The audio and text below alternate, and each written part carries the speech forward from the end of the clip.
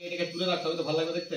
হ্যাঁ এদিকে এদিকে এদিকে তাকা এদিকে তাকা এদিকে তাকা এদিকে তাকা আগে আগে খুলে রাখতে হয় একটু, তারপর তো পরে লাগাতে হয়।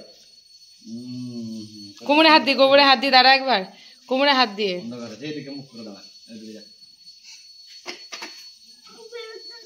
বাড়ির কাজ যেহেতু চলছে তাই মহাপর্বই চলছে একরকম। তারপর ঋষিকে সামলানো, দেখলিনি সকালে পাপা বেরিয়ে গেল, তাই আজকে অল্প স্বল্প রান্নাবান্নায় করলাম। হাঁসের ডিমের ঝোল, টক, আর এদিকে পটল ভাজা, মিষ্টি কুমড়ো ভাজা। তোর গোছাতে গিয়ে আমি পুরো হিমশিম খাচ্ছি। আমার এই জামা কাপড় পাহাড় হয়ে পড়ে রয়েছে।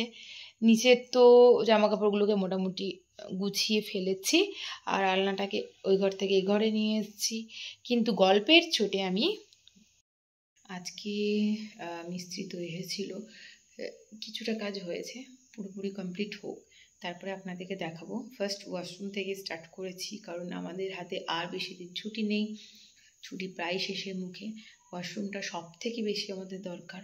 হ্যাঁ নিচে রয়েছে, কিন্তু উপরে যখন শুতে আসি তখন তো অসুবিধা হয়, তো সেই জন্য আগে ওটাকে কমপ্লিট করি, দেন যদি হাতে আমাদের টাইম থাকে তখন বাদবাকিটা আর কি কমপ্লিট করবো। বাদবাকি মানে এই যে এই রুমটা প্লাস সামনের দিকে যে বারান্দাটা রয়েছে, বারান্দাটা দেখা যাক কতটা কি পসিবল হচ্ছে।